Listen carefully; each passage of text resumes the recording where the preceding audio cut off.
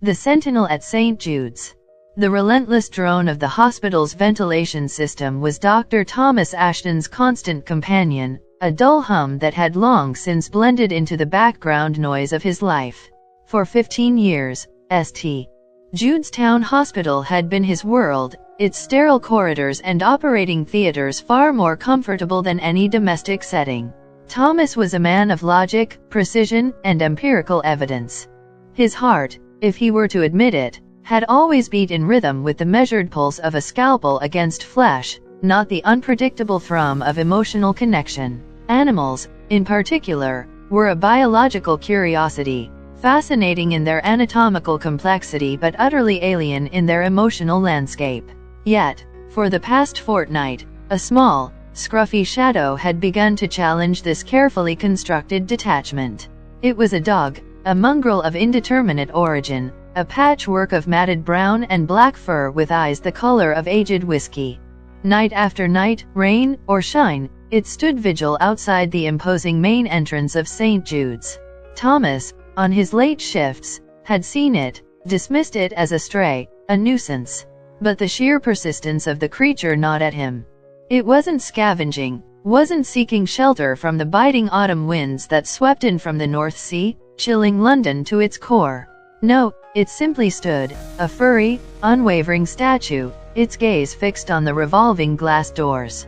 "He's been here weeks now," Dr. Ashton, Sarah Jenkins, a nurse whose kindness was as legendary as her punctuality, observed one Tuesday evening. She stood beside Thomas at the enormous plate glass window of the staff canteen, sipping lukewarm tea. Outside, the dog, barely visible through the swirling mist, was a faint silhouette. Since before that big storm last month. "Just waits." Thomas grunted, stirring his instant coffee. "A stray, Sarah. They do that. Looking for food, warmth." Sarah's smile, usually bright, softened with a hint of melancholy. "Not this one. He doesn't beg. Doesn't even really acknowledge people. Just stares at the doors. Like he's expecting someone to walk out." Her voice, a gentle lilt that hinted at her Welsh upbringing, carried a warmth that often contrasted with the hospital's clinical chill. Thomas found himself inexplicably drawn to the sight, a strange pull that contradicted every logical fiber of his being. He had seen countless acts of human grief and joy within these walls, moments of raw, unfiltered emotion that he had learned to observe with professional distance. But this dog, this animal's silent vigil felt different.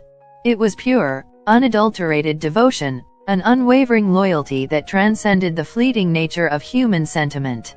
It was profound. The next night, an impulse, entirely uncharacteristic, seized him.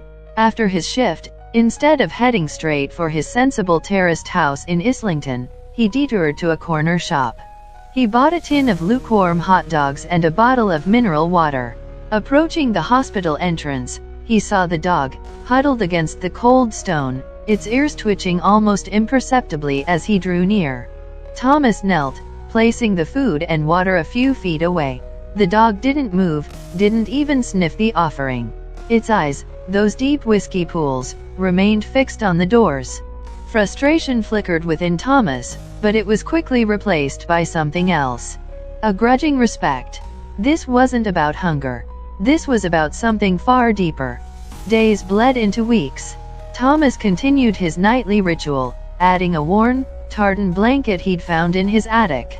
The dog still wouldn't touch the food while he was present, but by morning, the bowl would be licked clean, the blanket slightly disturbed, a silent acknowledgement of his presence. He started referring to the dog internally as the sentinel. "Dr. Ashton, you're looking a bit tired," Sarah remarked one morning, noticing the slight slump in his shoulders. "Spending too much time with your furry friend." She winked, a knowing glint in her eye. Thomas cleared his throat. "It's intriguing, Sarah. The animal's persistence. It defies conventional ethological explanations." Sarah chuckled. "Sometimes, Dr. Ashton, the heart has its own explanations that science can't quite capture. Why don't we try to figure out why he's here?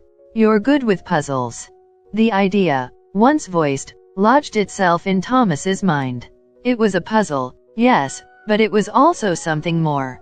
The dog's unwavering presence had chipped away at his stoicism, revealing a nascent, unacknowledged empathy. He found himself thinking about the dog during his surgeries, during rounds, wondering about its story. Who was it waiting for?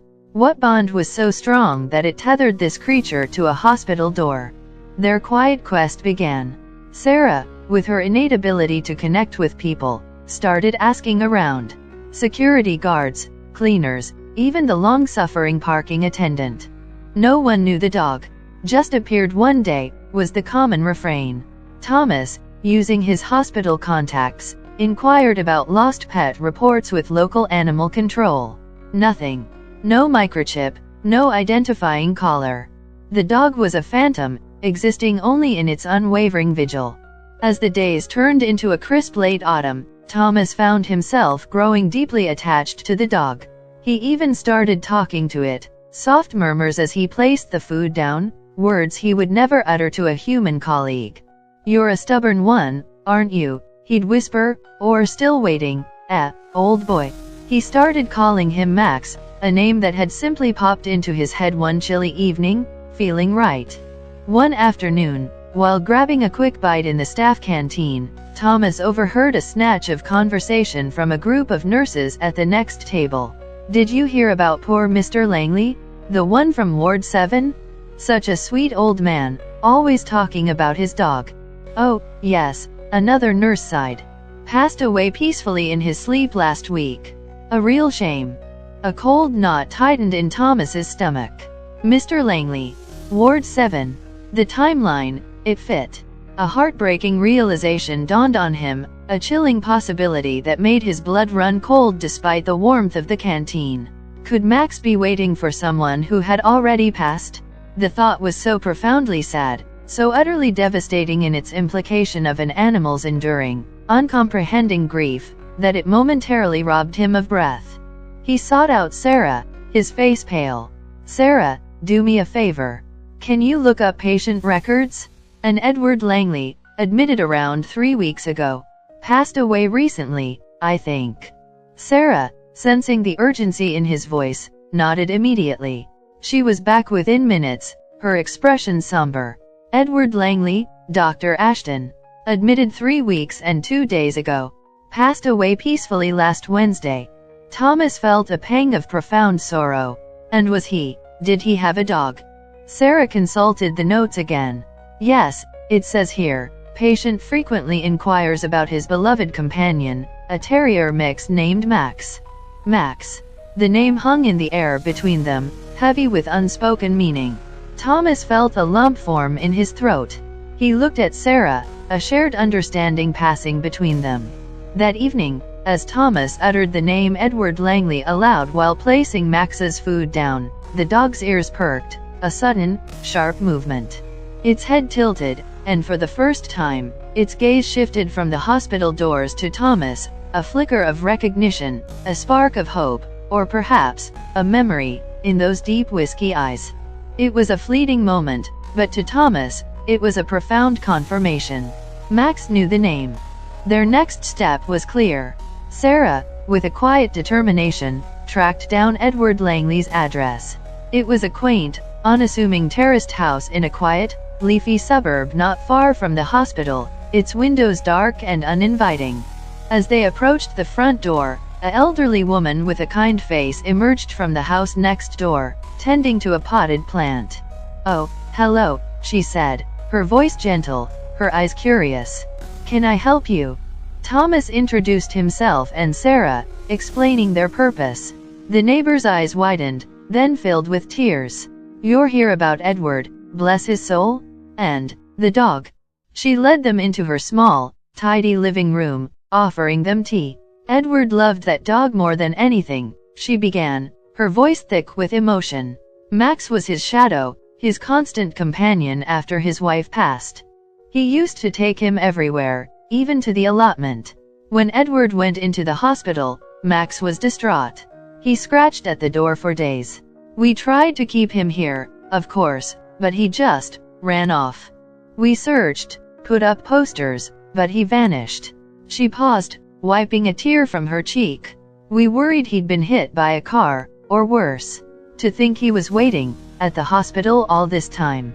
The poor, loyal thing. The confirmation, though heartbreaking, brought a strange sense of closure. Thomas felt a profound connection to this loyal creature, a bond forged in shared sorrow. Max's story wasn't just a biological curiosity, it was a testament to the enduring power of love and loyalty, a silent epic playing out on the cold pavements of St. Jude's. Thomas knew, with a certainty that resonated deep within his often reserved heart, that he couldn't leave Max to his solitary a new home and a hidden legacy. The journey from St. Jude's to Thomas Ashton's Islington home was one of silent apprehension. Max, surprisingly, didn't resist. He simply sat in the passenger footwell of Thomas's sensible, if somewhat uninspired, Vauxhall Insignia, his whiskey eyes still focused ahead, though now occasionally flickering towards the unfamiliar urban landscape rushing by. Thomas, usually at ease behind the wheel, felt a tremor of uncertainty. He was a surgeon, a man of precise movements and predictable outcomes. A dog, particularly one so laden with unspoken grief, was an entirely new variable in his meticulously ordered life. His flat, a minimalist arrangement of neutral tones and ergonomic furniture, felt suddenly cold, sterile. Would Max, a creature of gardens and long walks with an elderly companion, find solace in this urban sanctuary? As they entered the flat, Max hesitated at the threshold, sniffing the polished floorboards. Thomas knelt, offering a tentative hand. "It's okay, Max. It's home now." He half expected the dog to ignore him, to turn back towards the hospital in its mind. But to his surprise, Max nudged his hand with his wet nose, a soft, almost imperceptible gesture of acceptance. It wasn't a bounding leap, not a joyous bark, but it was a step. A small, profound step. The first few days were a quiet dance of adjustment. Thomas, accustomed to solitude, found Max's silent presence strangely comforting. The dog ate, slept, and followed him from room to room, a soft patting of paws replacing the sterile silence. Max still held a profound sadness in his eyes, a deep-seated ache for Edward, but glimpses of his true nature began to emerge. A twitch of a tail at the side of a squirrel from the living room window, a soft sigh of contentment when Thomas scratched behind his ears. Thomas found himself buying different types of dog food, a proper dog bed, even a squeaky toy he felt foolish purchasing. His flat, once a shrine to functional minimalism, now had dog hairs on the sofa and a faint, comforting scent of dog. Sarah, ever the compassionate observer, called frequently, checking in. "How's Max settling in, Dr. Ashton?" she'd ask, a smile evident in her voice. "He's adapting," Thomas would reply, a slight softening in his tone that even he noticed. Still a bit reserved, but making progress. He didn't mention the moments he found himself talking to Max, confiding in the silent dog about a difficult surgery or a frustrating day. Those conversations were for Max alone. One crisp Saturday morning, driven by an uncharacteristic urge to do something normal, Thomas decided to take Max for a proper walk in a nearby park. Max, surprisingly, seemed to understand. His tail gave a tentative wag as Thomas clipped on a leash. A new purchase, selected with unusual deliberation. As they ambled through the golden-leafed pathways of Highbury Fields, Max suddenly tugged, pulling Thomas off the main path and into a less manicured section of the park. Thomas, usually resistant to deviation, found himself following. Max led him on a meandering route, a path that felt oddly familiar, though Thomas couldn't place it. The path eventually veered out of the park and onto a quiet residential street. Max picked up his pace, his nose to the ground, pulling Thomas with an undeniable sense of purpose. Thomas, observing Max's focused intent, realized this was no random wander. Max was leading him somewhere. And then, he saw it. A quaint, unassuming terraced house with a small, slightly overgrown garden. Edward Langley's house. A knot formed in Thomas's stomach. This was Edward's home, a place Max knew intimately. What was the dog searching for? Max pulled him around the side of the house, to a gate leading to the back garden. It was a charming space, somewhat neglected now, with overgrown roses and a small, weathered shed. Max, ignoring the shed, trotted purposefully towards a secluded corner of the garden, nestled between a large, ancient apple tree and a crumbling brick wall. Thomas watched, mesmerized, as Max began to scratch at the soft earth beneath the apple tree. He wasn't digging frantically, but carefully, deliberately, as if unearthing a treasured memory. Thomas, curiosity overriding his usual reserve, knelt beside him, gently helping to clear away the loose soil and fallen leaves. And there, tucked away beneath a loose flagstone, was a small, tarnished metal box. Inside, nestled among dried leaves and a few pebbles, was a single, slightly creased envelope, yellowed with H. Thomas carefully extracted it. His name was scrawled on the front in a shaky, elegant hand, for Max, and whoever finds him. Thomas's heart hammered against his ribs. This wasn't just a discovery, it was a connection, a message from the man Max had so faithfully awaited. He opened the letter with trembling fingers. The handwriting, though faint, was clear. My dearest Max, if you are reading this, or rather, if someone kind enough is reading this to you, then I am no longer with you in the garden, sharing our tea and biscuits. My time is coming, old friend, and I feel it in my bones. I wanted to tell you how much I love you, how much joy you have brought into my life since Eleanor left me. You were my constant, my shadow, my loyal companion. I know you will be looking for me, Max, my brave little sentinel, but please, do not grieve for too long. Find kindness, find warmth, and know that I will always be with you, in the rustle of the leaves and the warmth of the sun. I have made arrangements, Max. I know you sometimes wandered to the animal shelters with me, remember? The ones where we used to drop off those extra blankets and tins of food? It was always my wish, my final desire, to help those animals who don't have a loving home like ours. I have set aside a small sum, not much, but enough to start something. Something that will help creatures like you find their forever families. Please, whoever reads this, take care of Max. He is a truly good boy, and if you are able, help him fulfill my last wish. With all my love and gratitude, your devoted friend. Edward Langley. Thomas finished reading, his vision blurred. A tear, hot and unexpected, traced a path down his cheek. Max, sensing his emotion, nudged his hand with his head, a soft whimper escaping his throat. It wasn't just a letter, it was a poignant farewell, a whispered plea, and a legacy. Edward Langley, a man Thomas had never met, had reached out from beyond, entrusting him with his most cherished companion and his most profound wish. Returning to the flat, the letter clutched in his hand, Thomas felt a seismic shift within him. His life, once so precisely delineated by the sterile confines of the hospital, had suddenly expanded, overflowing with a purpose he hadn't anticipated. He wasn't just a surgeon anymore. He was a guardian, a custodian of a loyal heart and a dying man's noble desire. He called Sarah, his voice thick with emotion as he recounted the discovery. Sarah listened, her usual calm replaced by a quiet awe. Edward was a truly remarkable man, Dr. Ashton, she said softly. To think he planned for Max even then.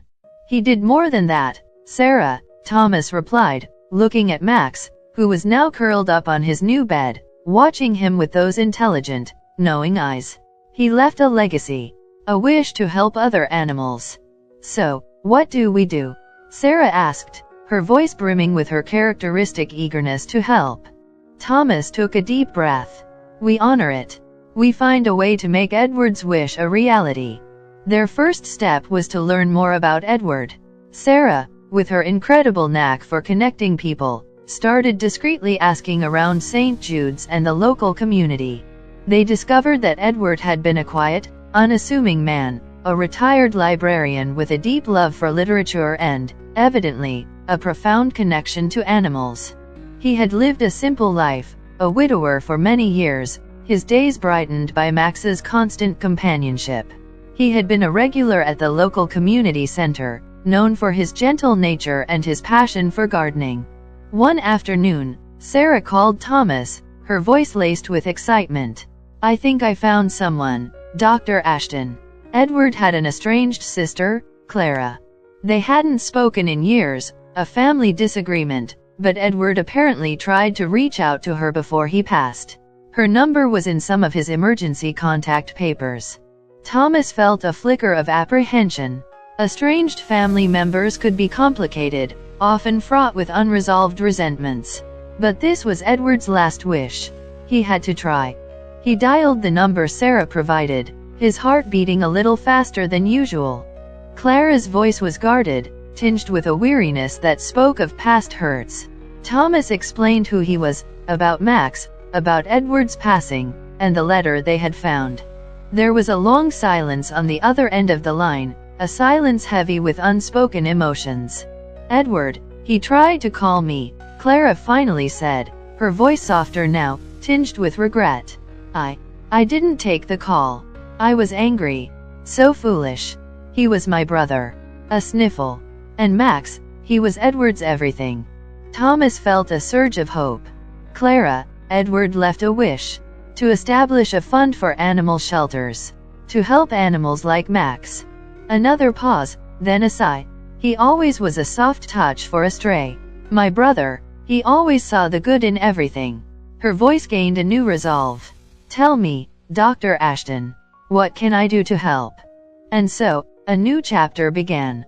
Thomas, the detached surgeon, found himself allied with Sarah, the empathetic nurse, and Clara, the estranged sister, all bound by the silent plea of a beloved dog and the enduring legacy of a kind old man.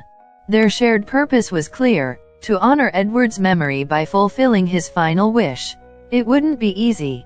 There would be bureaucratic hurdles, financial complexities, and the inevitable challenges of bringing a vision to life. But with Max, the steadfast heart of their mission, by their side, they were ready to embark on this journey, one step at a time. The world of anatomy and precision was slowly, irrevocably. The first hurdles and unexpected allies. The initial surge of determination Thomas felt after finding Edward's letter was quickly met by the stark realities of his ambition. Establishing a charitable fund, especially one as broad as animal shelters, wasn't as simple as opening a bank account. He, a man whose expertise lay in the intricate architecture of the human body, now found himself navigating the labyrinthine world of nonprofits, legal frameworks, and fundraising. It was a far cry from the predictable precision of the operating theater, and the sheer scale of the undertaking threatened to overwhelm him. Max, seemingly sensing Thomas's new preoccupation, became an even greater source of quiet comfort. He'd lie at Thomas's feet as Thomas pored over spreadsheets and legal documents, his soft snores a gentle rhythm in the background. Sarah, true to her word, became an invaluable ally. Her innate organizational skills, honed by years of managing busy hospital wards, were a godsend. She researched charity commission guidelines, drafted initial proposals, and connected them with a pro bono solicitor she knew from her church. Clara, Edward's estranged sister, proved to be another unexpected pillar of support. Her initial guardedness had melted away, replaced by a fierce loyalty to her brother's memory. She lived in Cornwall, a picturesque coastal town many hours from London, but her phone calls became a daily ritual. She had a surprising network of contacts from her years as a community organizer, and her practical advice on approaching local councils and engaging volunteers was invaluable. "You need to show them the heart, Dr. Ashton," she'd advised, her Cornish accent softening her words. "People respond to heart, not just spreadsheets." Their first major hurdle came in the form of official registration. The solicitor, a dry but diligent man named Mr. Finch, explained the complexities of setting up a formal charitable trust. "It's not just about good intentions, Dr. Ashton.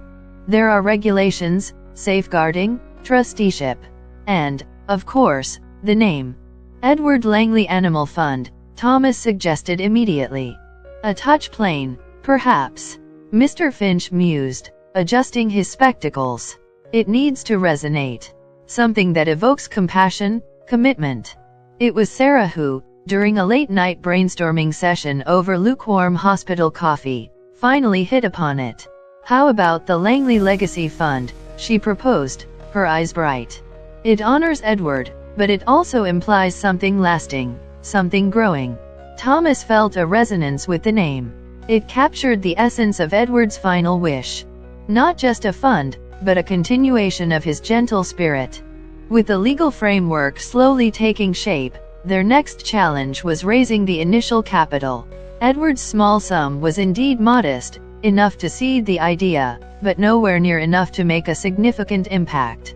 Thomas, accustomed to dealing with life and death situations, found himself surprisingly awkward when it came to asking for money. "We need a public face," Clara suggested during one of their calls. "Someone who can tell Edward and Max's story. It's powerful, Thomas. People want to believe in loyalty." She insisted on calling him Thomas now, a familiarity that, surprisingly, Thomas found himself comfortable with. This led them to a meeting with Mr. Arthur Hemlock, a local marketing agent recommended by a mutual acquaintance of Clara's. Hemlock was everything Thomas wasn't: flamboyant, slick, with an almost theatrical charm. He wore suits that seemed perpetually tailored for a grand reveal and spoke in booming pronouncements. "Gentlemen, and formidable lady," Hemlock declared, sweeping his hand towards Sarah as they met in his opulent, Art Deco office overlooking the Thames. "You have gold here. A story of unprecedented loyalty, an animal's devotion, a final wish. This is prime material for a public campaign. We'll tug at heartstrings, we'll open wallets." Thomas felt an immediate unease. Hemlock's focus seemed entirely on the spectacle, the emotional manipulation, rather than the genuine compassion that underpinned their mission. He brandished a glossy brochure with mock-up slogans like "Max, the dog who waited," and "A legacy of love." "We need a strong narrative," Hemlock continued, oblivious to Thomas's reservations. "Something punchy. We'll position Max as the mascot, of course. A celebrity dog? We can do book deals, merchandise, perhaps even a documentary. The revenue streams, Dr. Ashton, are limitless." Thomas exchanged a look with Sarah, a silent communication of shared discomfort. This was not what Edward had envisioned. "Mr. Hemlock," Thomas began, his voice firm, "our priority is to honor Edward's wish, to help animals. We're not looking to exploit Max, or to turn this into a commercial enterprise." Hemlock merely waved a dismissive hand. "Nonsense, Dr. Ashton. To help animals, you need funds. And to get funds, you need visibility. This is how the world works. Philanthropy and public relations, two sides of the same coin." He smiled, a shark-like glint in his eye. "Leave it to me. I'll make Max a household name. And Edward Langley, a legend." Despite his misgivings, Thomas reluctantly agreed to a trial period with Hemlock, swayed by the man's undeniable confidence and the pressing need for funds. He delegated most of the communication to Sarah, who, while equally wary, recognized the necessity of getting their message out. Hemlock immediately launched a whirlwind of activity. He arranged for interviews with local newspapers, glossy photoshoots of Max, who, to Thomas's surprise, tolerated the flashes with remarkable patience, and even a brief segment on a regional news channel. The story of Max, the loyal sentinel of St. Jude's, quickly captured the public's imagination, spreading through social media like wildfire. Donations began to trickle in, then flow, then pour. Just as they were starting to feel a sense of momentum, a new, unforeseen crisis struck. A letter arrived, not from a donor, but from a solicitor's firm. It was a cease and desist order, a claim of fabricated ownership for Max. The letter stated that Max rightfully belonged to a Ms. Agnes Pritchard, who claimed to have rescued him weeks before Edward Langley's passing and had been desperately searching for him. The letter demanded Max's immediate return and threatened legal action for theft of property and emotional distress. Thomas felt a cold dread. This was a nightmare. Max, the very heart of their emerging mission, was suddenly at the center of a legal battle. The news story had clearly reached this Ms. Pritchard, and she was making her move. He immediately called Sarah, who rushed to his flat, her face grim. "This is bad, Thomas. If this goes public, it could completely derail everything. It could look like we're exploiting a missing dog." Clara, when informed, was furious. Preposterous? Edward loved that dog. He wouldn't have kept him if he wasn't his. This Agnes Pritchard is clearly an opportunist, trying to cash in on the story. Mr. Finch, their pro bono solicitor, was less emotional. "We'll need proof, Dr. Ashton.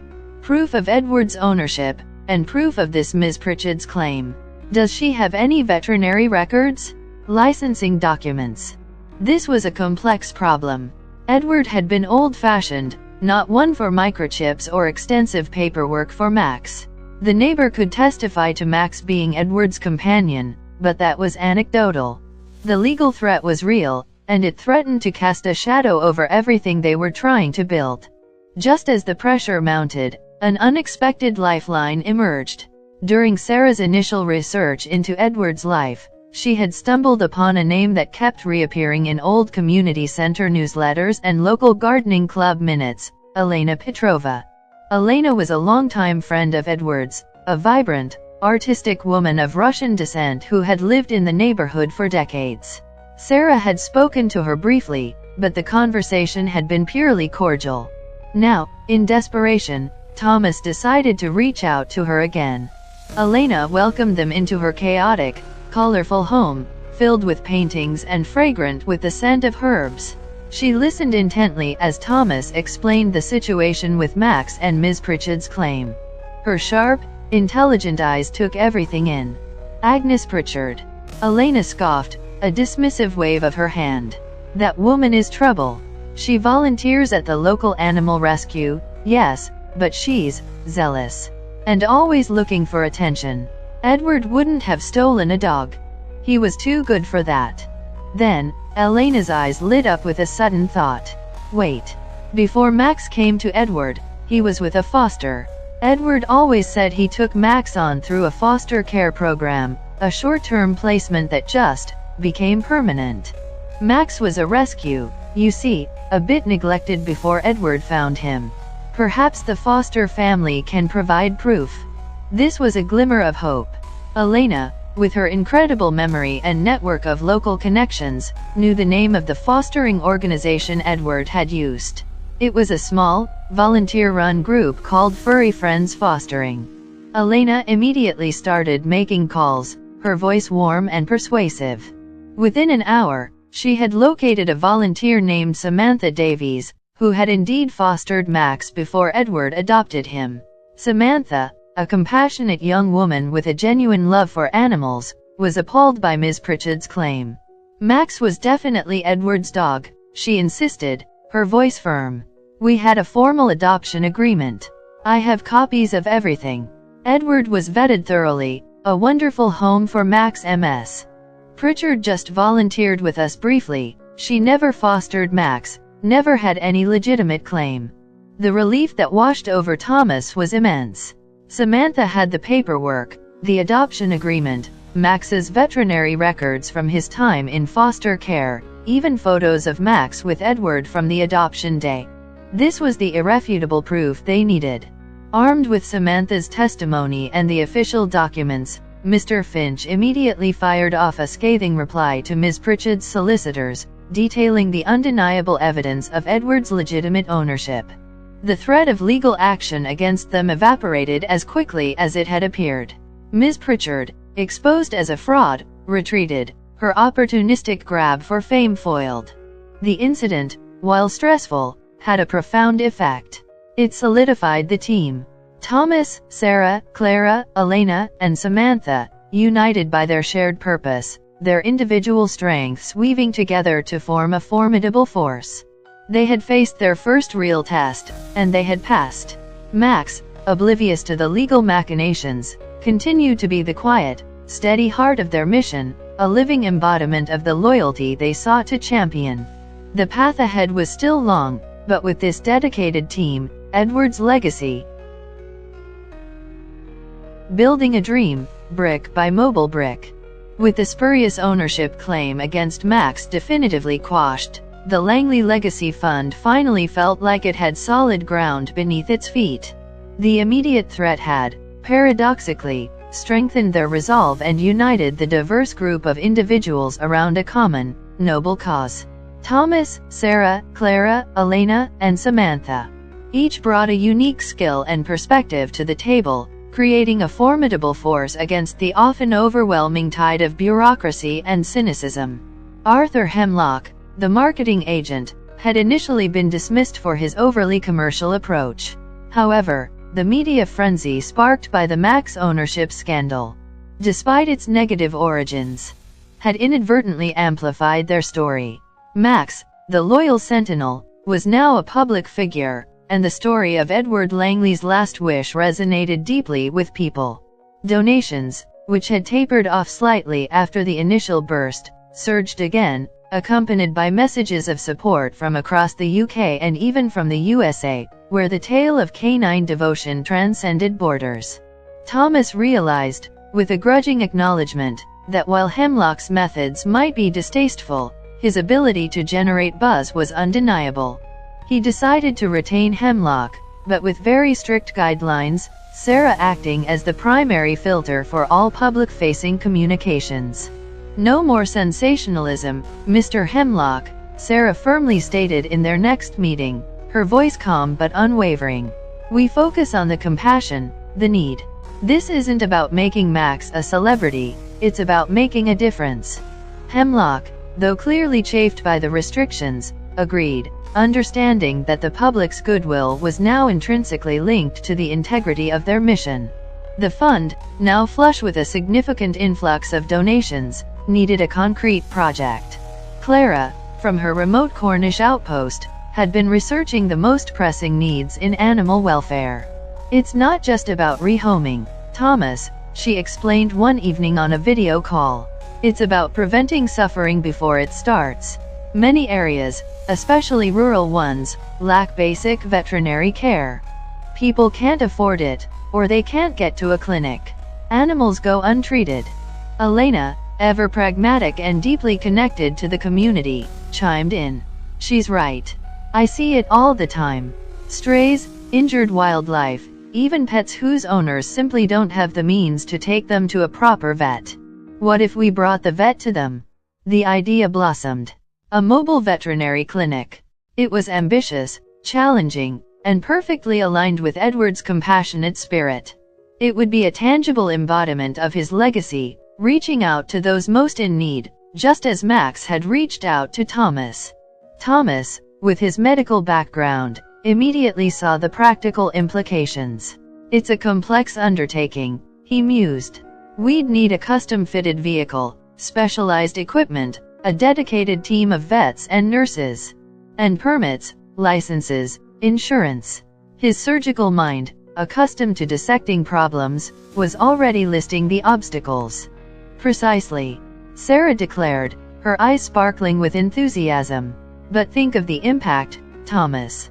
Vaccinations, preventative care, minor surgeries, education for pet owners. It could be a lifeline." Samantha, who had fostered Max and remained a passionate advocate for animal welfare, volunteered immediately. "I know so many vets and nurses who are desperate to do more outreach work. I could help recruit, coordinate volunteers." Her energy was infectious. The planning began in earnest. Thomas, leveraging his medical contacts, found a sympathetic vehicle manufacturer who offered a significant discount on a custom-built mobile unit.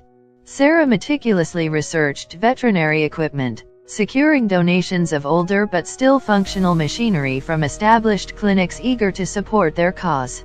Clara, using her community organizing skills, began reaching out to local councils and community centers, mapping out potential routes and stopping points for the clinic. Elena, meanwhile, started drumming up local support, organizing small fundraising events like bake sales and car washes, which, though modest, built a powerful sense of community ownership. Max, of course, was an integral part of the process. He often accompanied Thomas to meetings, his calm presence a grounding influence. He became the unofficial mascot of the clinic, his story inspiring every decision they made. They decided to name the clinic, fittingly, the Edward Langley Mobile Veterinary Clinic. The process was not without its frustrations. Bureaucracy proved to be a formidable foe, with endless forms, permits, and regulations. There were debates over equipment specifications, staffing models, and logistical challenges of operating a mobile unit in diverse urban and rural settings. Arthur Hemlock, while sticking to the agreed-upon compassionate messaging, still pushed for overly theatrical launch events, which Thomas and Sarah had to firmly rein in. "Mr. Hemlock, we're launching a medical facility, not a circus," Thomas stated dryly after Hemlock proposed a grand unveiling with a celebrity dog walker and fireworks. "Just trying to maximize impact, Dr. Hemlock protested, but ultimately yielded. Despite these minor skirmishes, the team's shared vision propelled them forward. The mobile clinic, a gleaming white unit emblazoned with a discreet paw print logo and Edward's name, slowly took shape. It was a testament to their dedication, a physical manifestation of a dream born from an old man's love for his dog. The day of the launch was a crisp, clear Saturday. They chose a community park in a less affluent area of London, known for its high number of pet owners who struggled with veterinary costs.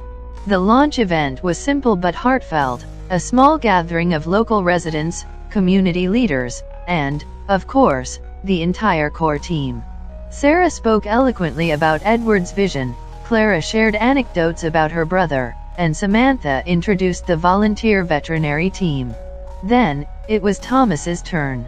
He stood before the crowd, Max sitting patiently at his feet, and felt a surge of emotion he hadn't anticipated. He spoke not of medical precision or anatomical facts, but of loyalty, kindness, and the profound connection between humans and animals. He told Max's story, from the silent vigil to the hidden letter, his voice resonating with a warmth that surprised even himself. "This clinic," Thomas concluded, gesturing to the gleaming vehicle behind him, "is more than just a medical facility. It is a promise. A promise to Edward Langley, a promise to Max, and a promise to every animal that needs a helping hand. It is a symbol of hope, born from a simple act of unwavering loyalty." As he finished, a ripple of applause swept through the crowd. Max, as if sensing the moment, let out a soft, contented sigh and rested his head on Thomas's foot. The Edward Langley Mobile Veterinary Clinic was officially open for business. The immediate success was overwhelming. The clinic's first week was a whirlwind of activity. They offered free check UPS, vaccinations, and basic health advice. The queue of pet owners stretched around the block, their gratitude palpable. Stories emerged of animals getting their first ever vaccinations, of painful infections finally being treated, of owners receiving crucial advice they couldn't afford elsewhere. Max, wandering among the patients and their owners, was a calming presence, a silent testament to the clinic's origins. However, success often breeds its own challenges. Not everyone welcomed their arrival. Established veterinary practices, concerned about potential competition, began to voice their objections. Whispers of unfair advantage and unethical practices started to circulate. Then came the smear campaign. Anonymous online posts began to appear, accusing the clinic of everything from misdiagnosis to operating with unqualified staff. Local tabloids, always eager for a sensational story, picked up on the rumors, publishing articles that subtly questioned the clinic's legitimacy and motives. Is the Langley Legacy Fund a benevolent charity or a backdoor business venture? One headline provocatively asked. Thomas, Sarah, and the team were furious. This was a direct attack on Edward's legacy, on all their hard work. The carefully cultivated public image of the clinic, built on trust and compassion, was now under assault. They knew this was a calculated effort to undermine them, but they weren't sure by whom, or how to fight back effectively against faceless accusations. The journey to fulfill Edward's dream was proving to be a true test of their resilience. This part establishes the mobile clinic as their core project, shows the collaborative effort of the team,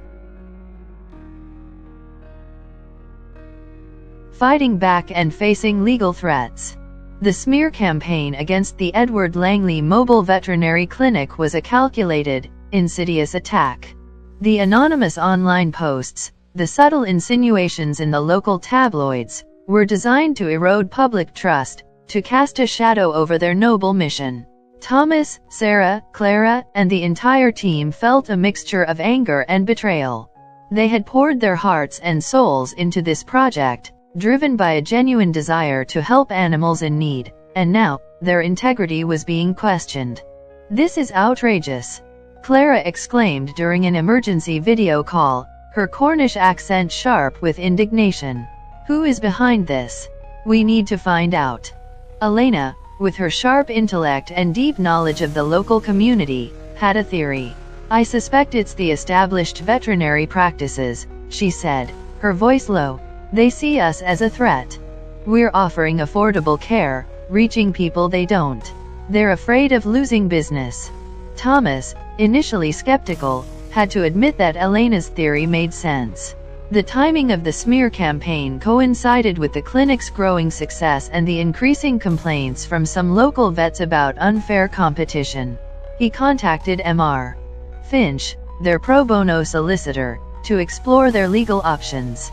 "Defamation is a tricky area, Dr. Ashton," Mr. Finch explained, his voice measured. "We need to prove malicious intent and demonstrable harm.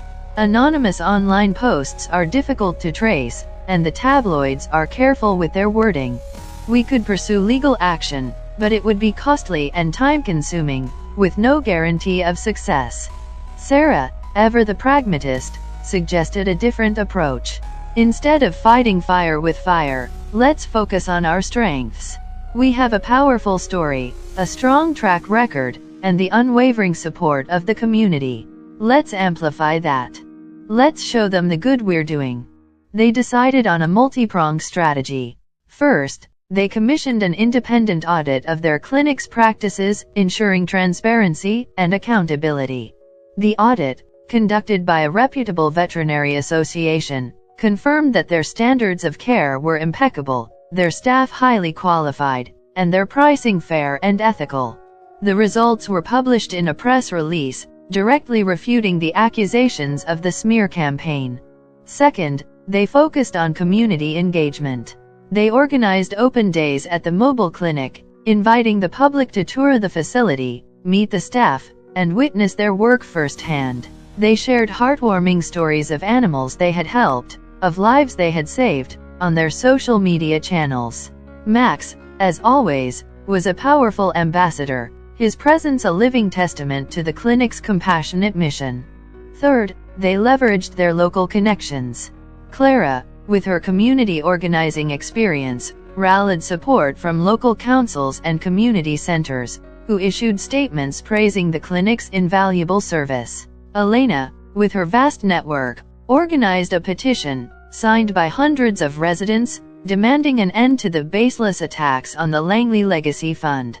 The smear campaign, facing this united front of transparency, community support, and undeniable evidence of good work, slowly began to lose momentum. The anonymous posts dwindled, the tabloid articles became less frequent, and the public's trust in the clinic remained largely unshaken. Just as they were starting to breathe a sigh of relief, a new threat emerged, this time, from a completely unexpected direction. A letter arrived from a large, corporate veterinary chain, Global Paws, demanding that the Langley Legacy Fund cease and desist all operations. The letter cited a complex legal argument, claiming that the mobile clinic was violating a local ordinance that restricted mobile veterinary services within a certain radius of established practices. Thomas, Sarah, and the team were stunned. This wasn't a smear campaign, this was a direct legal challenge, a calculated attempt to shut them down. Global Paws was a powerful corporation, with deep pockets and an army of lawyers. Fighting them would be a David and Goliath battle. "This is absurd," Thomas exclaimed, pacing his flat, Max watching him with concerned eyes. "This ordinance was designed to prevent fly-by-night operations, not a legitimate, charitable clinic like ours." Mr. Finch, however, was less optimistic. The ordinance is vague, Dr. Ashton. Global Paws could argue that it applies to you. They have the resources to drag this out in court for years. It could bankrupt the fund. The situation seemed dire. They had weathered the smear campaign, but this legal challenge felt like a knockout blow. The mobile clinic, the embodiment of Edward's legacy, was on the verge of being shut down. Just when they needed a miracle, an unexpected event provided a turning point. A large chemical spill occurred near a local park, contaminating a nearby stream. Dozens of animals, both wild and domestic, were affected, suffering from chemical burns and poisoning. The local authorities, overwhelmed by the scale of the disaster, issued a desperate plea for help. The Edward Langley Mobile Veterinary Clinic, with its mobility and dedicated team, was uniquely positioned to respond. Thomas, Sarah, and the team immediately mobilized, transforming the clinic into a mobile triage unit. They worked tirelessly, treating injured animals, administering antidotes, and coordinating rescue efforts. Max, sensing the urgency, remained calm and steady, a comforting presence amidst the chaos. The clinic's swift and compassionate response was nothing short of heroic. They saved countless animals, working day and night, their dedication and expertise shining through. The local media, which had previously been ambivalent or even critical, was now full of praise. They hailed the clinic as a lifeline, a beacon of hope, and a testament to the power of compassion. The public outpouring of support was overwhelming. Donations poured in, not just from the local community, but from across the country. Global Paws, facing a massive backlash, quietly withdrew their legal challenge.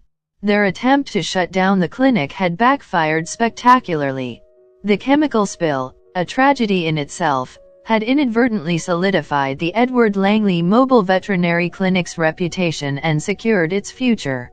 They had proven their worth, not just through their words, but through their actions. The community had seen their compassion, their dedication, and their unwavering commitment to helping animals in need. The clinic thrived. They expanded their services, adding more mobile units, hiring more staff, and reaching even more underserved communities. They became a model for mobile veterinary care, inspiring similar initiatives across the country. Thomas, looking back on their journey, felt a profound sense of gratitude. He had started as a detached surgeon, drawn into this world by a dog's unwavering loyalty. Now, he was at the heart of a thriving organization, making a real difference in the world, one rescued animal at a time. And Max, the steadfast heart of their mission, was always by his side, a living reminder of the growing the legacy, one rescue at a time.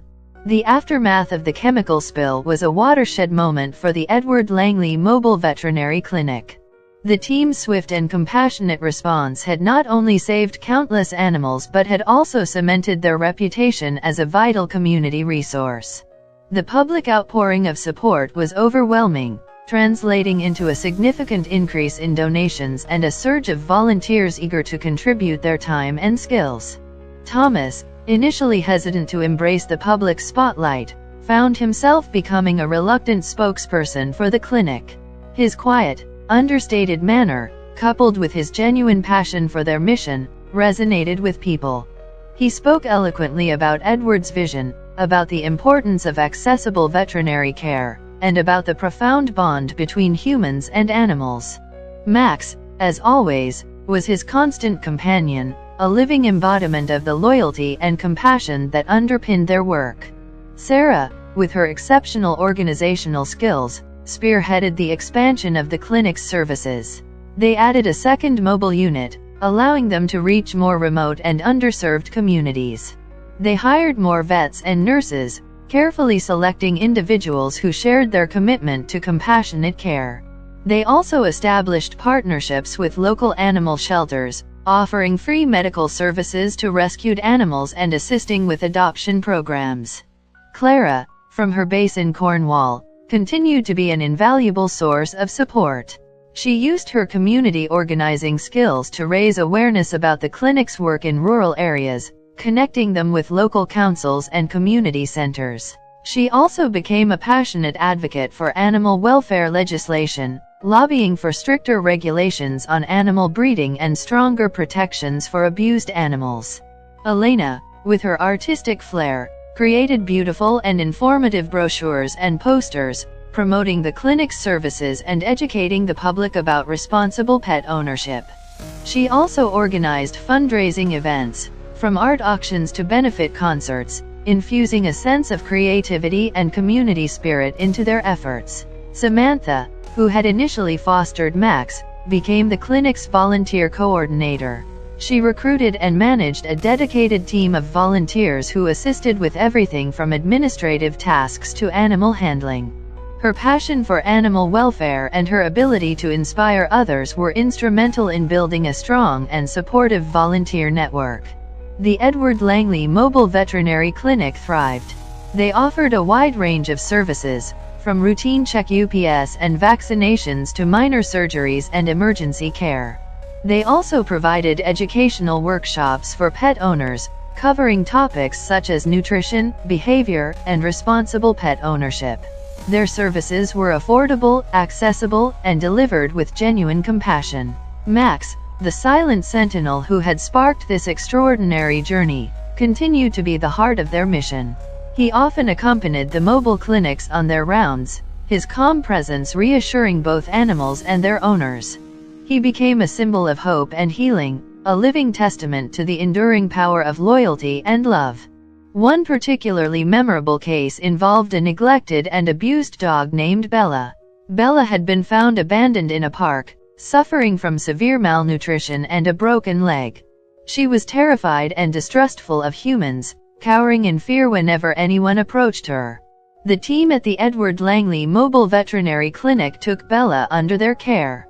They provided her with the medical treatment she desperately needed, nursing her back to health with patience and compassion. Max, sensing Bella's fear, took a special interest in her. He would sit quietly beside her, offering her silent comfort and reassurance. Slowly, Bella began to trust. She responded to the gentle touch of the nurses, to the soothing words of the vets, and to the quiet, unwavering presence of Max. She learned that not all humans were cruel, that there was kindness and compassion in the world. After weeks of dedicated care, Bella was fully recovered. She was adopted by a loving family, who showered her with the affection she had so desperately craved. Bella's transformation was a testament to the power of the clinic's work, a living example of the second chances they provided. The story of Bella, like the story of Max, resonated deeply with the community. It reinforced the clinic's mission, highlighting the importance of their work and the impact they were having on the lives of animals and their owners. The Edward Langley Mobile Veterinary Clinic became more than just a medical facility. It became a community hub, a place where people came together to celebrate the bond between humans and animals. It was a place where compassion reigned, where hope flourished, and where Edward's legacy lived on, one rescued animal at a time. Thomas, reflecting on their journey, realized how much he had changed. He had started as a detached surgeon, focused on the science of healing. Now, he was deeply invested in the emotional well-being of his patients, both human and animal. He had learned the importance of empathy, the power of connection, and the profound impact a single act of kindness could have. He looked at Max, his loyal companion, his furry muse, and felt a surge of gratitude. Max had led him on an extraordinary journey, a journey that had transformed his life and allowed him to make a real difference in the world. And as long as Max was by his side, he knew that Edward's legacy would continue to thrive, bringing hope and healing to those who needed it most.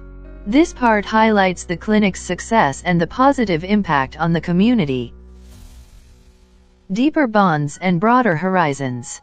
The success of the Edward Langley Mobile Veterinary Clinic, now a recognized beacon of compassionate care, brought with it a new kind of challenge, managing growth without losing the intimate, heartfelt essence that Edward's original wish embodied. Thomas, once a man who measured success in the precise closure of surgical incisions, now found himself contemplating organizational charts and funding models with a surprising, almost paternal, pride. The first mobile unit, affectionately dubbed Edward I, was now a familiar sight across London and its surrounding counties. Its pristine white exterior, emblazoned with the subtle paw print and Edward's name, had become a symbol of hope. The demand was so high that Edward II and Edward III were soon commissioned, each fitted with advanced diagnostic equipment and even a small, sterile operating theater for minor procedures. The financial support continued to flow, not just from individual donors but from larger philanthropic organizations impressed by their transparent operations and undeniable impact. Thomas's transformation was perhaps the most profound. The once emotionally detached surgeon had shed his professional armor, revealing a man deeply connected to the well-being of animals and the people who loved them. He still performed surgeries at St. Jude's, but his heart was increasingly with the clinic. He spent less time in his minimalist flat and more time on the road with the mobile units, observing, assisting, and learning. He found a different kind of satisfaction in vaccinating a shy puppy or comforting a distressed owner than he ever had in a complex appendectomy. His bond with Max deepened with each passing day. Max was no longer just Edward's legacy, he was Thomas's loyal companion, his silent confidant. The dog seemed to possess an almost uncanny ability to sense Thomas's mood, offering a gentle nudge or a comforting presence exactly when needed. Thomas found himself sharing his thoughts and concerns with Max, rambling aloud about strategic plans or staffing issues. Max would just listen, his whisky eyes offering an unspoken understanding. The team, too, had become a tightly knit family. Sarah, the ever-efficient and empathetic nurse, had stepped into the role of operations director, juggling schedules, managing staff, and ensuring the smooth running of all 3 units. Her warmth and ability to connect with people were instrumental in building trust with the communities they served. She often found herself acting as a bridge between Thomas's analytical mind and the more intuitive, community-focused approaches of Clara and Elena. Clara, despite the geographical distance, remained a vital strategic partner. Her experience in grassroots community organizing proved invaluable as they navigated local politics and built relationships with regional animal welfare networks.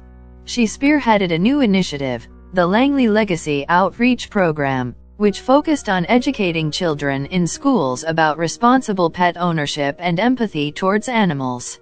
It was Clara's idea to include Max's story in these presentations, using his unwavering loyalty as a powerful example. Elena, Edward's dear friend, became the clinic's heart. Her vibrant personality and deep connection to the local community ensured that their work remained grounded in genuine compassion. She organized community pet days where owners could bring their animals for free check UPS, food, and grooming, creating a festive, supportive atmosphere.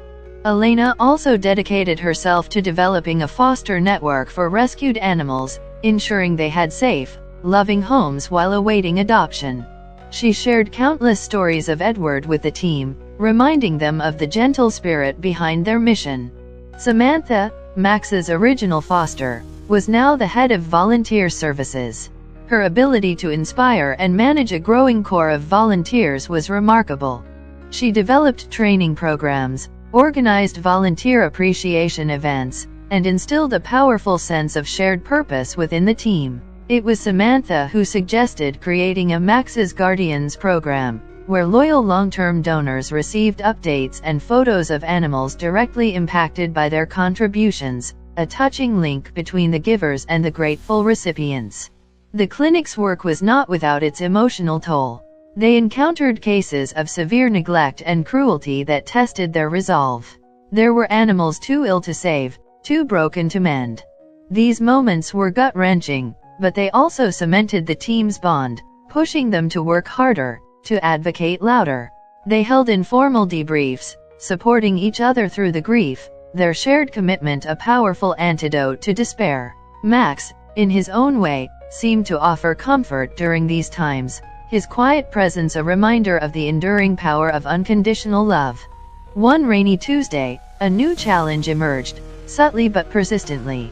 It wasn't a legal threat or a smear campaign, but something more insidious, a growing undercurrent of staff burnout. The immense success and rapid expansion meant longer hours, more demanding cases, and less downtime.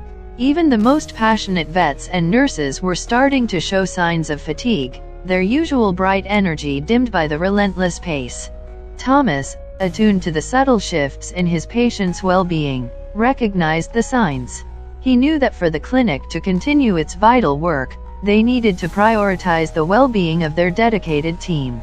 This realization led to a new focus for the Langley Legacy Fund. Beyond animal welfare, they began to recognize the importance of supporting the humans who tirelessly served that cause. They implemented mandatory rest days, introduced flexible scheduling, and even explored partnerships with wellness professionals to offer mental health support to their staff. It was a conscious effort to embody the same compassion they offered to animals, extending it to the very people who made it possible. The Edward Langley Mobile Veterinary Clinic was thriving, not just in its outreach, but in its internal culture. It was a testament to Edward's gentle spirit, Max's unwavering loyalty, and the dedicated team that had blossomed around them. As the autumn leaves began to fall, painting London in hues of gold and rust, Thomas looked out at his now bustling flat, a world away from its former starkness, and knew that Edward's legacy was not just surviving, but flourishing. The urban frontier and a familiar face. The success of the Edward Langley Mobile Veterinary Clinic, now a testament to unwavering dedication, brought with it a different kind of pressure. With Edward I, Edward II, and Edward III traversing the UK's varied landscapes, the team found themselves grappling not just with the medical needs of animals, but with the complexities of managing a rapidly expanding charitable enterprise. Thomas, often lost in thought as Max dozed at his feet, felt the weight of this responsibility. He was no longer just a surgeon, he was a CEO, a fundraiser, a strategist, and, perhaps most profoundly, a guardian of Edward's quiet, powerful legacy. Their next ambitious step was to establish a more permanent presence in a major urban center beyond London, a move designed to address the significant animal welfare disparities in densely populated, underserved areas. Birmingham, with its diverse communities and known pockets of high animal abandonment and neglect, became their target. The challenges here were distinct from their rural outreach. Instead of vast distances and limited access, they faced issues of cramped living spaces, high-rise buildings, and a sheer volume of animals often unregistered and uncared for. "It's a different beast, Thomas," Sarah cautioned during one of their weekly virtual meetings, her screen showing the bustling cityscape of Birmingham. "The need is immense, but so is the noise. We'll need to cut through a lot of static to reach the owners who truly need us." Her hair, once meticulously styled for hospital rounds, was now often pulled back in a practical ponytail, a testament to her demanding new role as operations director. Clara, from her Cornish haven, offered strategic advice. "You need local champions. People on the ground who understand the community's unique pulse." Edward would have sought them out, built trust face to face. Elena, ever the bridge builder, quickly set about contacting community leaders and local animal welfare groups in Birmingham. She organized exploratory visits, bringing Thomas and Max along to foster direct connections. Max, with his quiet, empathetic presence, continued to be an instant icebreaker, his story resonating deeply with people from all walks of life. His unassuming demeanor offered a comforting contrast to the polished presentations and bureaucratic forms, reminding everyone of the simple, profound love that started it all. The initial outreach in Birmingham was slow. They faced skepticism from some local residents who had grown distrustful of external organizations, and passive resistance from established, albeit often inaccessible, veterinary clinics. Thomas, however, refused to be deterred. He spent hours walking the streets with Max, distributing flyers, talking to shopkeepers, and listening to the concerns of pet owners. He organized free vaccination drives in community halls, attracting hundreds of grateful owners who couldn't afford private vet fees.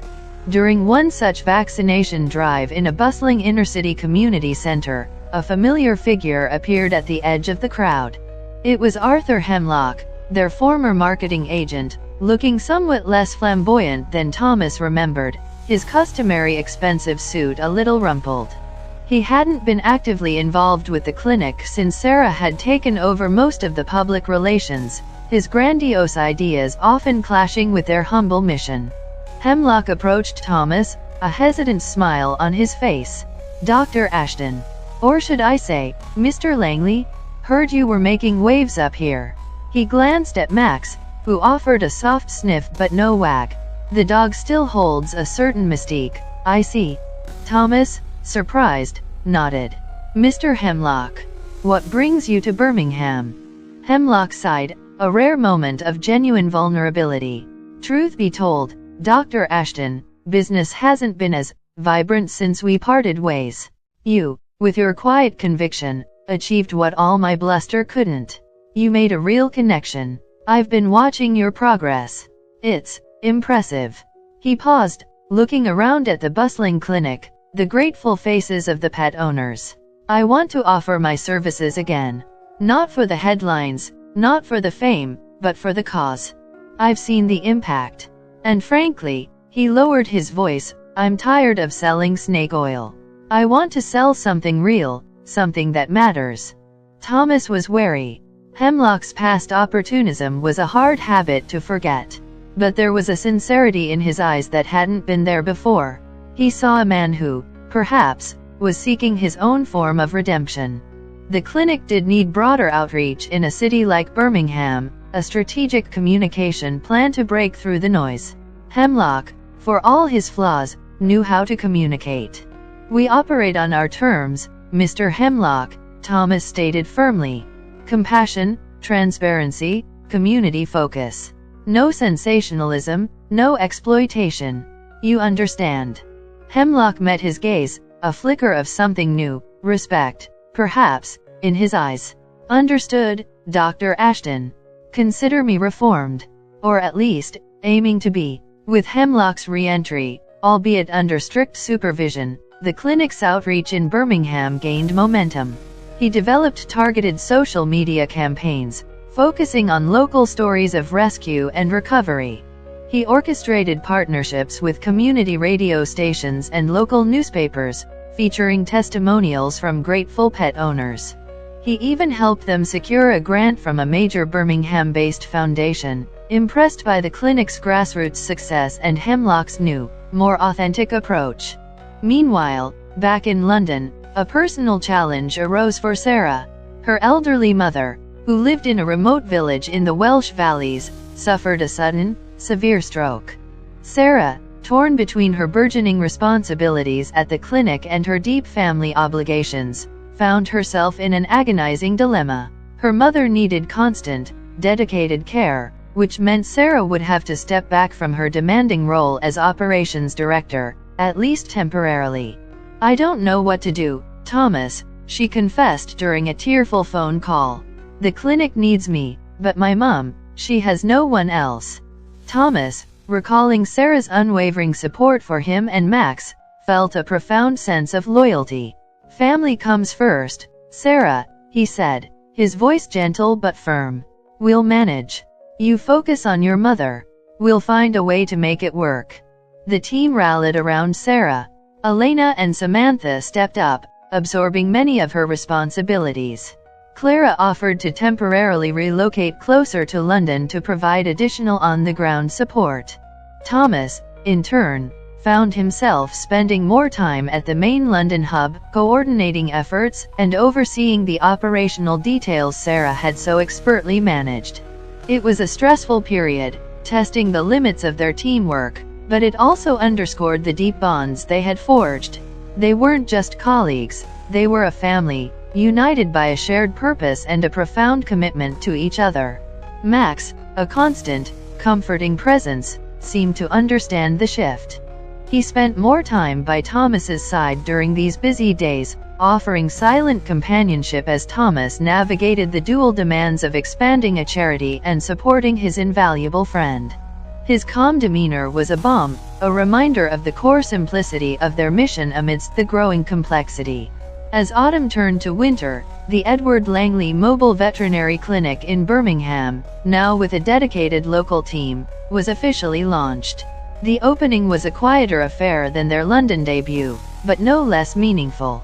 It focused on community trust, on providing essential services to animals in need, one pet at a time.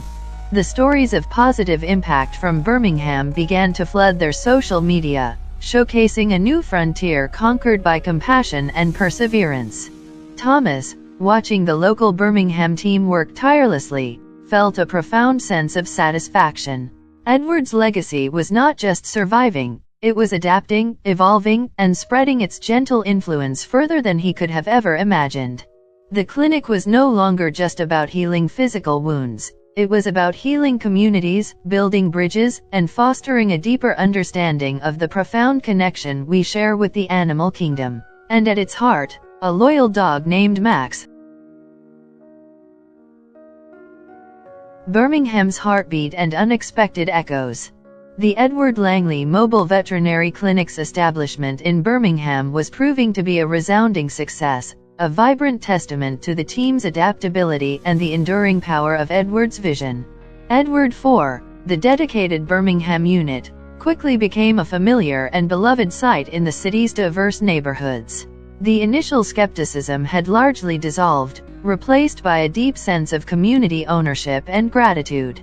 Pet owners, once resigned to their animals suffering in silence due to financial constraints or lack of access, now lined up patiently, their faces reflecting relief and hope as their beloved companions received compassionate care. Thomas, though spending less direct time on the ground in Birmingham than his London base, received daily updates from the local team. He found himself poring over reports of successful spay and neuter campaigns, pictures of healthy, vaccinated puppies, and heartfelt testimonials from owners whose pets had been saved from severe illness. This data, once abstract statistics, now painted a vivid picture of lives transformed. Max, ever present, seemed to hum with a quiet contentment whenever Thomas shared these stories, his ears perking at the mention of Birmingham or new patients. Arthur Hemlock, to Thomas's surprise and slight relief, had genuinely embraced his reformed role. He eschewed the flashy campaigns of his past, instead focusing on hyperlocal community outreach. He developed partnerships with food banks to distribute pet food, organized free microchipping events at community festivals, and even helped launch a buddy system where volunteers would assist elderly or disabled pet owners in getting their animals to the clinic. His cynical charm had been repurposed, becoming a tool for genuine good, and his creative solutions were undeniably effective in reaching the city's most vulnerable pet owners. Meanwhile, back in London, Sarah's situation with her mother remained delicate. Her frequent trips to Wales, juggling her filial duties with her remote operational oversight, began to wear on her. Thomas, seeing her unwavering dedication despite her personal strain, insisted she take a proper sabbatical. It was a difficult decision for Sarah, a woman whose entire adult life had been defined by service, but Thomas, Elena, and Samantha convinced her that her well-being was paramount to the long-term health of the Langley Legacy Fund. During her absence, the team seamlessly covered her responsibilities, a testament to the robust system Sarah herself had built. During this period, Thomas found himself taking on more of the day-to-day coordination at the London hub. This meant more time interacting with the younger vets and nurses, learning their rhythms and challenges. He discovered a vibrant energy among them, a passion for animal welfare that mirrored his own burgeoning commitment. He started holding informal brainstorming sessions, encouraging new ideas and fostering a sense of shared ownership. This direct engagement, while initially draining, re-energized him, reminding him why he'd embarked on this journey in the first place. One afternoon, while reviewing clinic data, a name on a patient record caught Thomas's eye: Edward Langley, age 5. It was a common enough name, but the unusual double take it caused led him to look closer. The dog belonged to a young single mother in a particularly deprived area of Birmingham. The dog, a scruffy terrier mix, bore an uncanny resemblance to Max when he was younger. This was more than just a coincidence. Intrigued, Thomas asked the Birmingham team to follow up. It turned out the young mother, a woman named Chloe, had inherited the dog from her grandfather, who had recently passed away. Her grandfather, she explained, had been a huge admirer of the Edward Langley Mobile Veterinary Clinic, having heard about their work through local news. He had been so moved by Edward Langley's story and his legacy that when he adopted the neglected stray, he named him Edward Langley as a tribute. This revelation sent a ripple of emotion through the team. It was a powerful, unexpected echo of their founder's impact, a tangible sign that Edward's gentle spirit was inspiring new acts of compassion. Max, seeming to sense the connection, showed an unusual interest in the photos of the young Edward Langley, sniffing the screen intently. Thomas, moved by this personal connection, decided to make a special visit to Birmingham. He wanted to meet Chloe and her dog, Edward, to see firsthand the ripple effect of their work. He took Max with him, knowing the symbolic power of the original Sentinel. The visit was heartwarming. Chloe, initially shy, opened up, sharing how difficult it had been to care for her dog before the clinic arrived. "He was so sick, Dr. Ashton," she recounted, tears in her eyes. "I thought I'd lose him. But your team, they saved him. And they didn't judge me because I couldn't afford a private vet." She looked at her dog, a wagging, healthy terrier, and then at Max, "My granddad, he always said your clinic was a miracle. That a dog's love was the purest thing there is." As Thomas watched the two Edwards, the young, vibrant terrier and the quiet, wise sentinel, interact, a profound realization washed over him. Edward Langley's legacy wasn't just about the funds raised or the animals saved. It was about inspiring kindness, about building connections, and about proving that even in the most challenging environments, compassion could thrive. The visit, and the tangible connection to Edward's enduring influence, reignited a new drive within Thomas. He returned to London with a renewed sense of purpose, brainstorming ways to further integrate their educational outreach with the community. Perhaps creating a pay-it-forward program where grateful pet owners could volunteer or contribute in small ways. The Edward Langley Mobile Veterinary Clinic, now firmly established in both London and Birmingham, was becoming a national force for good. The challenges of expansion and the emotional toll of their work were constant, but so was the unwavering dedication of their team. With Max at his side, Thomas felt a deep sense of gratitude for the unexpected path his life had taken, a path paved by loyalty and illuminated by the quiet, powerful echoes, a national voice and a moral crossroads. The Edward Langley Mobile Veterinary Clinic, now a thriving network with units operating in London, Birmingham, and exploring expansion into Manchester, had evolved far beyond Thomas Ashton's initial, reluctant foray into animal welfare. It was no longer just a charity, it was a movement, a national voice advocating for accessible veterinary care and compassionate animal treatment. Thomas, once a man of the operating theatre, now found himself increasingly in boardrooms and parliamentary committees, lobbying for policy changes and inspiring other communities to replicate their model. Sarah, fully recovered and back in her role as operations director, brought renewed vigor and strategic foresight to the expanding organization. Her experience with her mother had only deepened her empathy, making her an even more formidable advocate for both animal and human well-being. She spearheaded initiatives to train local community members as basic animal first responders, empowering them to provide immediate aid before the mobile clinic arrived. Clara, from Cornwall, had become a prominent figure in national animal welfare advocacy.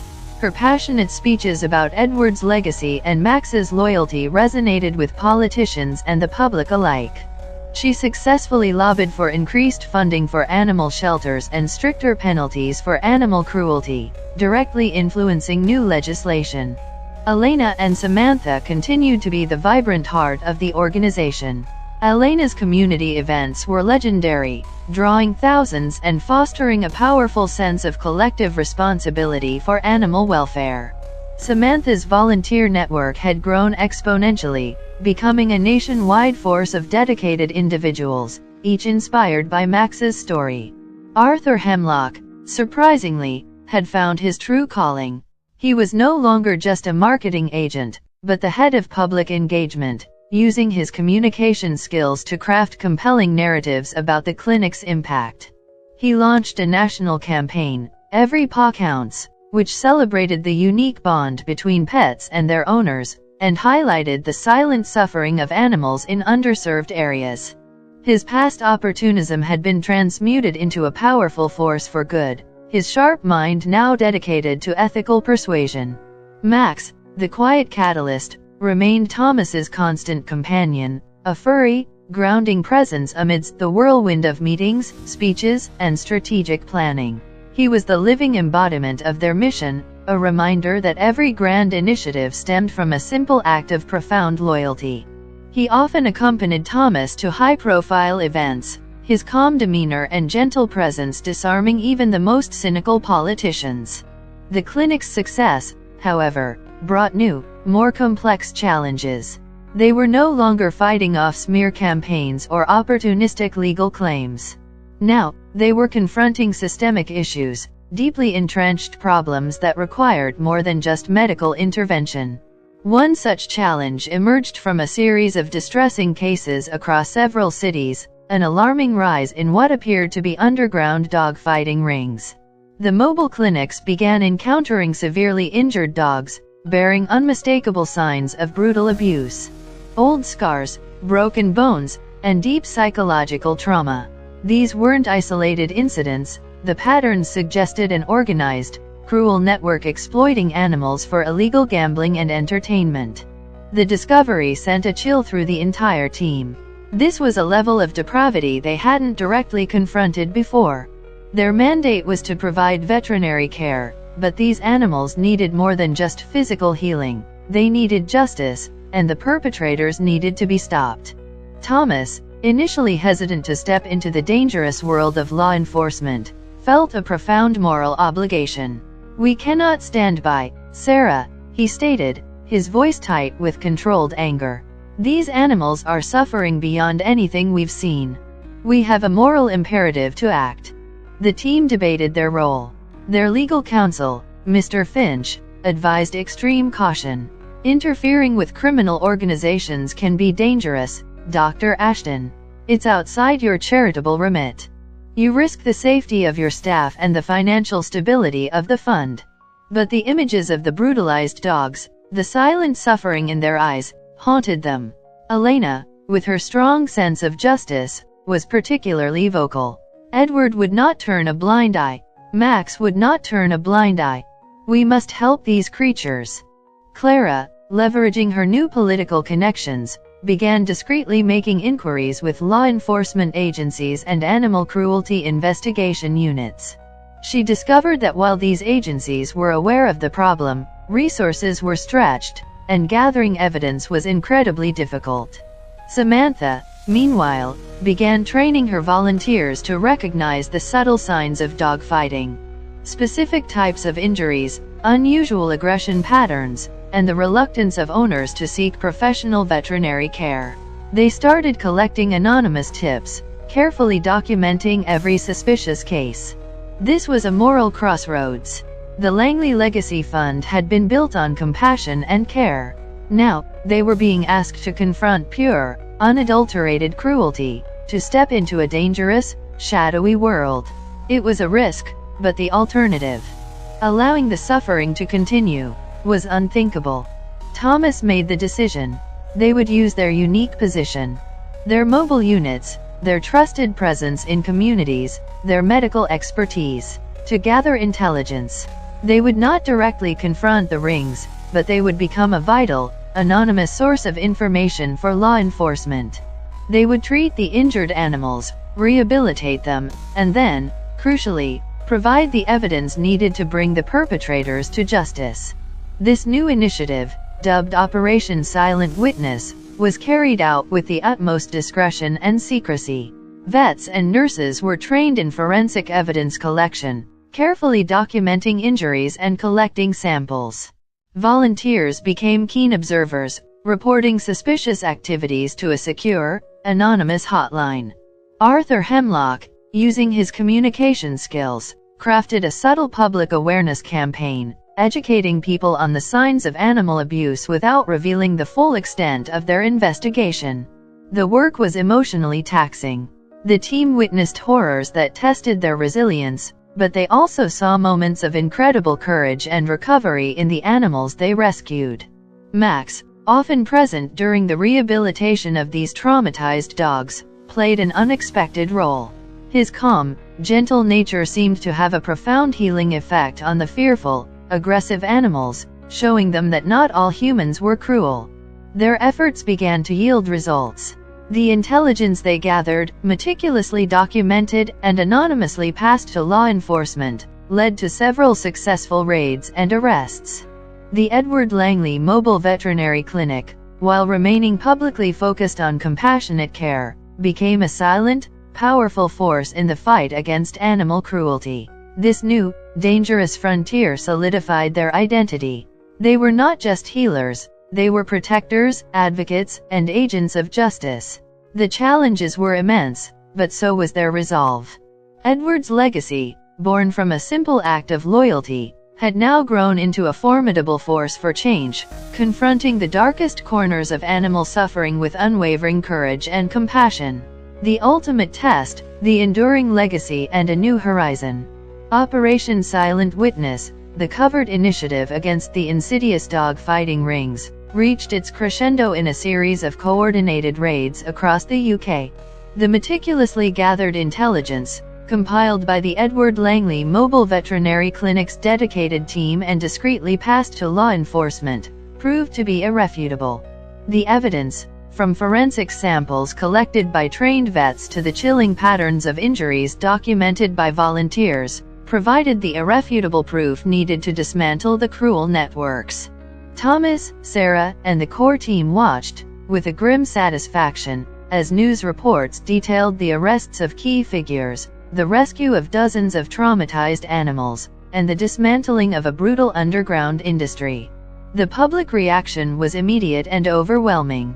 While the clinic's direct involvement remained largely unpublicized to protect their ongoing intelligence-gathering capabilities, the sheer volume of rescued animals and the severity of their conditions galvanized public opinion. The Every Paw Counts campaign, spearheaded by Arthur Hemlock, had already laid the groundwork, educating the public on the signs of abuse and the importance of reporting. Now, with tangible results, donations surged to unprecedented levels, and a wave of new volunteers, horrified by the revelations, clamored to join their ranks. The success of Operation Silent Witness solidified the Edward Langley Mobile Veterinary Clinic's position as a national leader in animal welfare. They were no longer just providing care, they were actively fighting for justice, embodying a holistic approach to animal well-being that encompassed rescue, rehabilitation, and advocacy. Their model, a blend of compassionate veterinary care and strategic community engagement, became a blueprint for other organizations across Europe and even caught the attention of animal welfare groups in the United States, who reached out to learn from their innovative approach. Thomas Ashton, once the detached surgeon, now stood at the helm of a truly transformative organization. His journey, sparked by a scruffy puppy's unwavering loyalty, had led him to a purpose far grander than he could have ever imagined. He still performed occasional surgeries at St. Jude's, but his true calling lay in the bustling energy of the mobile clinics, in the grateful eyes of rescued animals, and in the unwavering dedication of his team.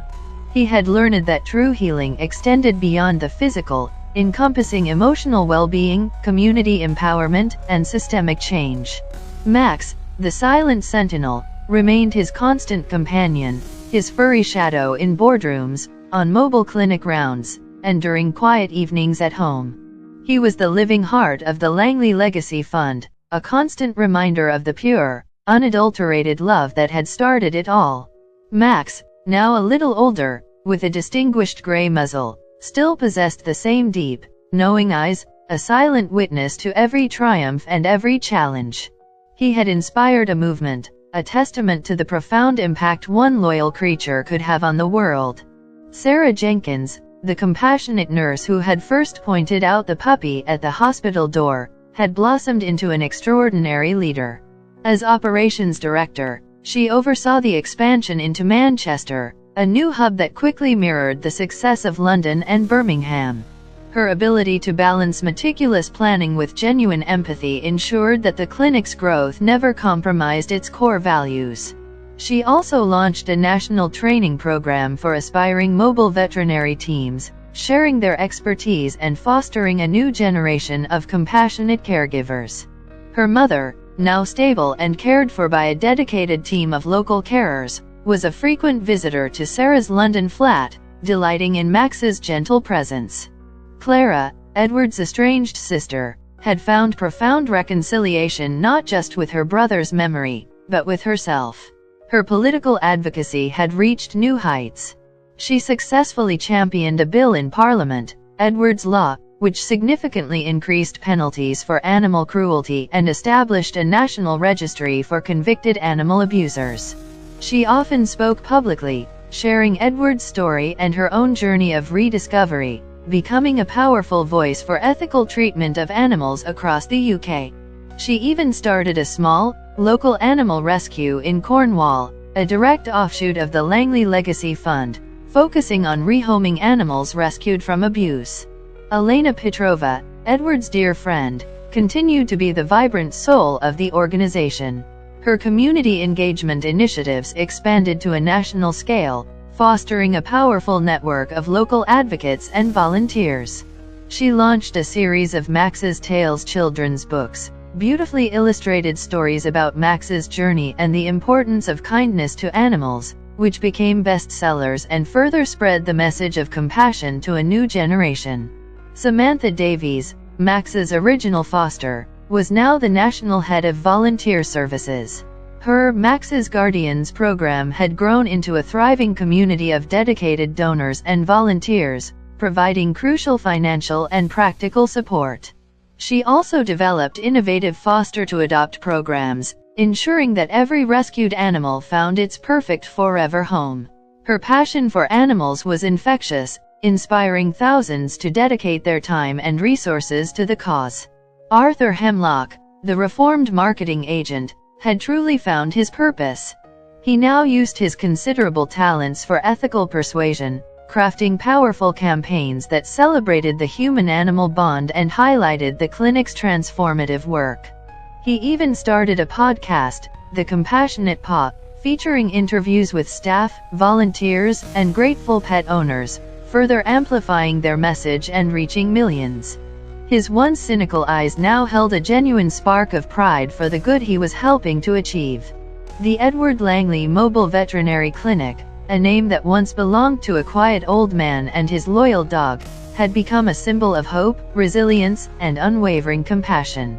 It had proven that even the smallest acts of loyalty could ignite a movement, that a single life, lived with kindness, could leave an enduring legacy that touched countless others. On a bright spring afternoon, Thomas stood in Edward Langley's garden, now lovingly restored by volunteers, its roses blooming vibrantly. Max, gray-muzzled and moving a little slower, lay contentedly at his feet, soaking in the sun. Thomas held the original letter, the one found beneath the flagstone, its words faded but its message as clear as ever. "We did it, Edward," Thomas whispered, his voice thick with emotion. "We honored your wish. And so much more." He looked at Max, who opened one eye, then closed it again, a soft sigh escaping him. The journey had been long, filled with unexpected turns, formidable challenges, and profound joys.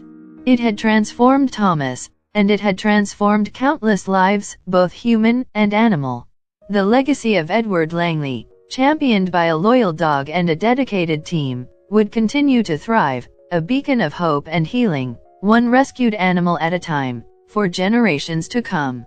Thank you for joining us on Max's extraordinary journey. If this story touched your heart, please consider sharing it with friends and family.